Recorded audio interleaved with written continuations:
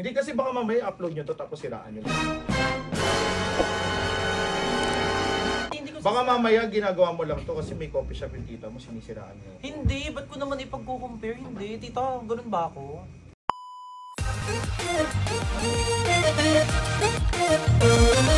Halo, mga pamangkin! It's me, Tita Yay! So, nung isang gabi nga, binisita namin si Kuya Chichi de la Cruz ng Team Repatits. Dahil nga may bago siyang business, ang Repatits Cafe. Matatagpuan nga ito sa Barangay Pulo, San Isidro, Nueva Ecija. Pagkadating nga namin ay sinalubong kami ni Kuya Chi at agad kaming dumiretso sa taas. At dito nga sa taas ay napakaganda. May mga pailaw na talaga namang the best tambayan. Kung makikita nyo, may puno pa ng mangga at puno ng saging na may bunga pa nga. Sa totoo lang, gusto ko talaga yan sungkitin nung bago kami umuwi. Pero naisip ko, pagbalik na lang namin ulit dito kapag hinog na. At ayan na nga, pinag-uusapan nila yung gagawin nilang vlog.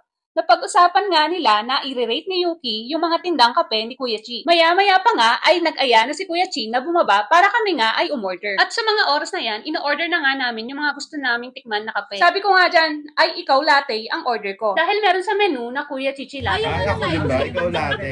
Kuya Chi Kaya. Sa mga oras na yan, kinakabahan na nga si Yuki sa gagawin niya. First time din kasi niyang makipag-collab at ang alam niya kasi si Kuya Chi ang ipaprank niya. Pwede ka na rin ba, tita? Galingin mo ha, yung gamit ko nga pala yung Allura by Familia. Ay, baka naman. After 15 minutes nga ay tinawag na kami ni Kuya Chi dahil okay na yung mga orders namin. Talagang napaka-espesyal ng mga order namin dahil mismo si Kuya Chi ang nagtimpla. So, wag na natin patagalin. So, ano ba? I-rate mo ba siya 1 to 100 ba? 1 to 10? Ano ba? I-rate ko siya ng 1 to 10 lang para mas madaling ano. Okay. So, 10 ang pinakamataas, syempre. May matcha ba siya?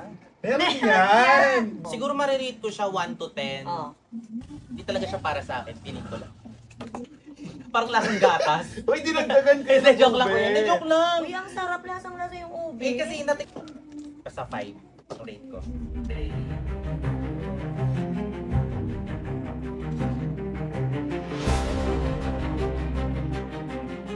Gatas talaga.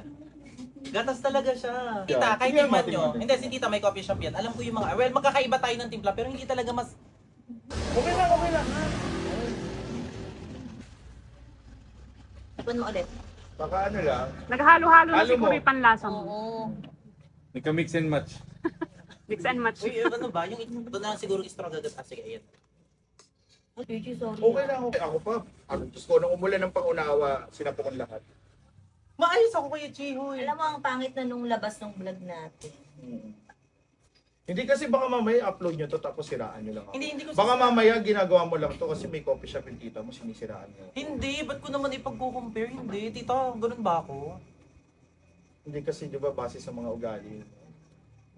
Uy, inasal mo kasi.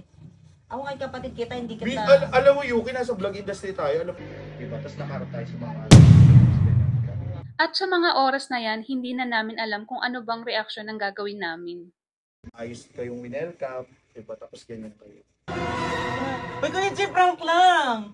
Di ako, ano, Uy, hindi, prank lang! Tsaka ati sabihin yung prank lang! Uy, prank lang, baby, sabihin! Huwag nyo na lang pabayaran. Huwag nyo na lang pabayaran. Uy, prank lang, gagi, Kuya Chi! Actually, hindi ko talaga alam na si Yuki pala ang pinaprank dito. Ang alam ko talaga si Kuya Chi ang pinaprank. Sorry ka, nakakahiya. Alisin nyo muna yung kambing.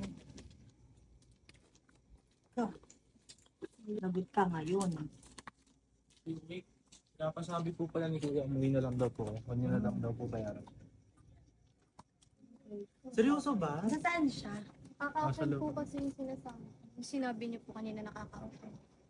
Hindi, ano lang yun, prank lang. Alam mo, ate, ba't kasi hindi nyo sabihin? Ano ba? Sinabi mo na nga natin, kaso hindi ko paano ko pagtatakpa yung sinabi mo. Na-open kasi siya. Pupuntahan ko! Ito kasi. Nakakaya yung ginawa mo kasi. Mali yun. Totoo ba? Ito na. Okay lang. Sorry kasi.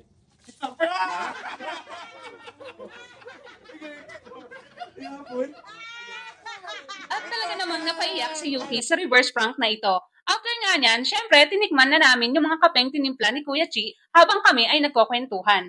Bago nga kami umalis, syempre, hindi mawawala ang picture-picture ng Team Repatids at ng Pamilyay. At dyan na nga nagtatapos ang behind-the-scene vlog na ito. Kaya follow for more!